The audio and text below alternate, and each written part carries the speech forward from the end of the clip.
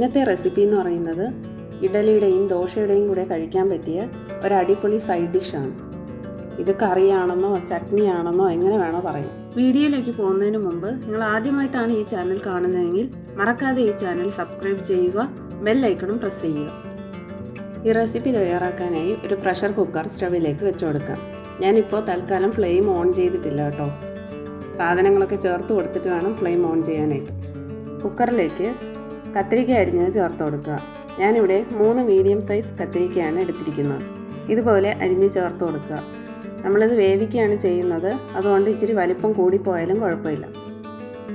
കത്തിരിക്ക ചേർത്ത് കൊടുത്തതിന് ശേഷം 2 മീഡിയം സൈസ് തക്കാളി അരിഞ്ഞ് ചേർത്ത് കൊടുക്കാം.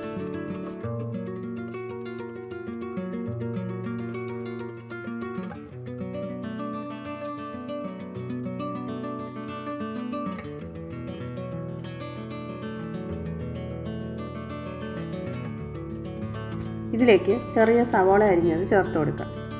ചുവന്നുള്ളിയാണ് ചേർത്ത് കൊടുക്കുന്നതെങ്കിൽ കുറച്ചുകൂടെ ടേസ്റ്റ് ആയിരിക്കും കേട്ടോ. ഒരു 10-15 ചുവന്നുള്ളിയൊക്കെ ചേർത്ത് കൊടുക്കാവുന്നതാണ്.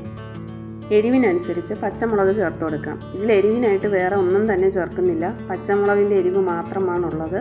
അതുകൊണ്ട് എരിവനുസരിച്ച് പച്ചമുളക് ചേർത്ത് കൊടുക്കാം. ഞാനിവിടെ 6 പച്ചമുളകാണ് എടുത്തിരിക്കുന്നത്. ഇതോടൊപ്പം 1 ടീസ്പൂൺ ചെറിയ ജീരകം ചേർത്ത് കൊടുക്കാം. 1/2 ടീസ്പൂൺ മഞ്ഞൾപ്പൊടി ചേർത്ത് കൊടുക്കാം. മഞ്ഞൾപ്പൊടി ഇവിടെ ഓപ്ഷണലാണ്, ഞാനൊരു കളറിന് വേണ്ടിയിട്ടാണ് ചേർക്കുന്നത്. അത് ചേർത്തില്ലെങ്കിലും സാരമില്ല. ഇനി റെസിപ്പിക്ക് ആവശ്യമായിട്ടുള്ള ഉപ്പ് ചേർത്ത് കൊടുക്കാം. ഇത്രയും സാധനങ്ങൾ ചേർത്ത് കൊടുത്ത ശേഷം ഇതിലേക്ക് 1/4 ഗ്ലാസ് അളവിൽ വെള്ളം ഒഴിച്ചു കൊടുക്കാം. ഇത് ഞാൻ അമ്മയിൽ നിന്നും പഠിച്ചെടുത്ത റെസിപ്പിയാണ്. വെള്ളം ഒഴിച്ചു കൊടുത്ത ശേഷം നന്നായിട്ടൊന്ന് മിക്സ് ചെയ്തെടുക്കുക.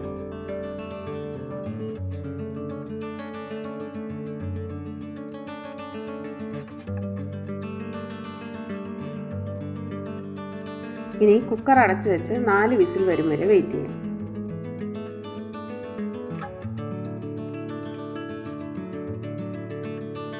നാല് വിസിലായിട്ടുണ്ട്. പ്രഷർ കുക്കറിലെ പ്രഷറൊക്കെ പോയിട്ടുണ്ട്. ഇപ്പോൾ നമുക്ക് തുറന്നു നോക്കാം. തുറന്നു നോക്കിയപ്പോഴേക്കും വെജിറ്റബിൾസൊക്കെ നന്നായിട്ട് കുക്കായിട്ടുണ്ട്.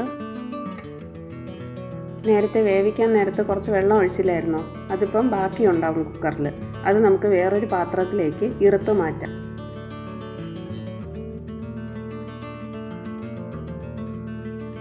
ഈ ഇറുത്തെടുക്കുന്ന വെള്ളം ഒരിക്കലും കളയരുത് കേട്ടോ, ഇതിന് നമുക്ക് വീണ്ടും ആവശ്യമുണ്ട്.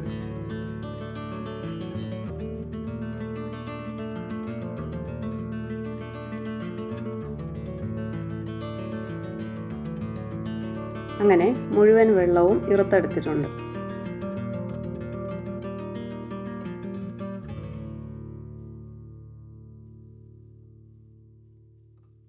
വേവിച്ചെടുത്ത വെജിറ്റബിൾസ് മത്ത് കൊണ്ട് നന്നായിട്ട് ഉടച്ചെടുക്കണം. വീട്ടിൽ മത്തില്ലെങ്കിൽ സാരമില്ല, ഒരു വലിയ തവി ഉപയോഗിച്ച് ഇതുപോലെ ഉടച്ചെടുത്താലും മതിയാവും. ഒരിക്കലും മിക്സിയിലിട്ട് അരച്ചളയരുത്. എന്നും സാമ്പാർ ചമ്മന്തിയൊക്കെ കഴിച്ച് മടുത്തിരിക്കുന്ന സമയത്ത് ഈ ഒരു റെസിപ്പി നിങ്ങളൊന്ന് ട്രൈ ചെയ്ത് നോക്കുക. നല്ല ടേസ്റ്റിയാണ്, എല്ലാവർക്കും ഇഷ്ടപ്പെടുന്നൊരു റെസിപ്പിയാണ്.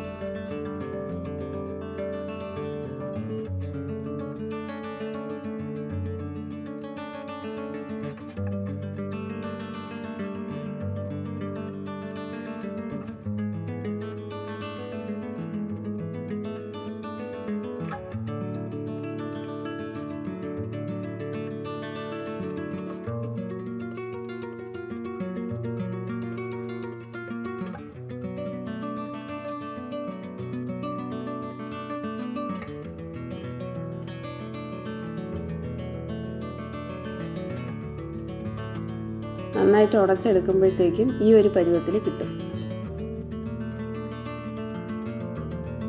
ഇനി ഇറുത്ത് മാറ്റി വെച്ച വെള്ളം ഇതിലേക്ക് ഒഴിച്ചു കൊടുക്കുക. ഈ വെള്ളം അകത്തുള്ളപ്പോൾ തന്നെ നമ്മൾ ഈ മത്ത് ഉപയോഗിക്കുകയാണെങ്കിൽ നമ്മളെ ദേഹത്ത് തെറിക്കും. അതുകൊണ്ടാണ് ഇത് മാറ്റി വെക്കാൻ പറഞ്ഞത്. വെള്ളം ഒഴിച്ചു കൊടുത്ത ശേഷം നന്നായിട്ട് മിക്സ് ചെയ്ത് കൊടുക്കുക. ഈ റെസിപ്പിക്ക് ടേസ്റ്റ് കൂട്ടുന്നത് ഈ വറവയാണ് കേട്ടോ. വറവ തയ്യാറാക്കാനായി ഒരു പാത്രം സ്റ്റവിലേക്ക് വെച്ച് കൊടുക്കുക. പാത്രത്തിലേക്ക് വെളിച്ചെണ്ണ ഒഴിച്ചു കൊടുക്കാം.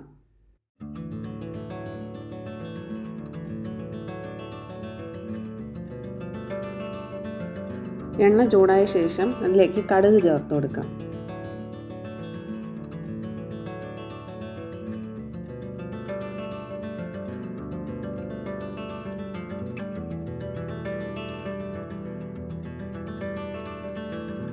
കടുക് പൊട്ടി തുടങ്ങുമ്പോഴേക്കും അരിഞ്ഞു വെച്ചിരിക്കുന്ന ചുവന്നുള്ളി ചേർത്ത് കൊടുക്കാം.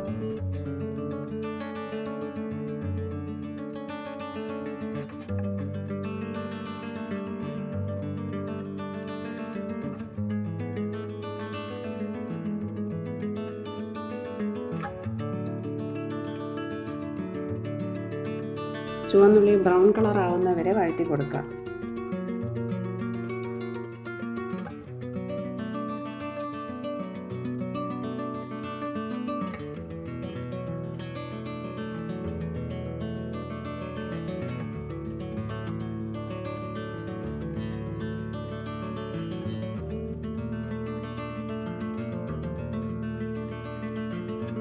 ബ്രൗൺ കളർ ആയ ശേഷം അതിലേക്ക് കറിവേപ്പില ചേർത്ത് കൊടുക്കാം.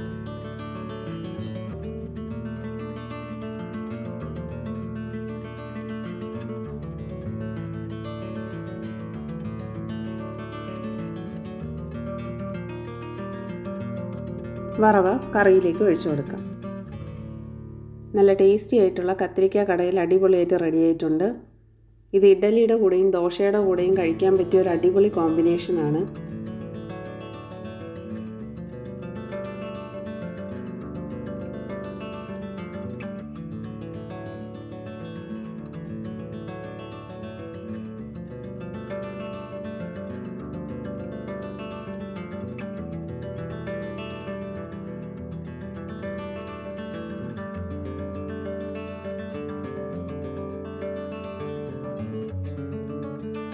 ഇഡ്ഡലി ദോശയൊന്നും ഇഷ്ടമില്ലാത്തവർ പോലും ഈ ഒരു സൈഡ് ഡിഷ് ഉണ്ടെങ്കിൽ ഒരുപാട് ഇഡ്ഡലിയും ദോശയൊക്കെ കഴിക്കുമായിരിക്കും. അത്രയ്ക്ക് ടേസ്റ്റിയാണ് ഈ റെസിപ്പി. നിങ്ങൾക്കെല്ലാവർക്കും ഈ വീഡിയോ ഇഷ്ടമായെന്ന് കരുതുന്നു.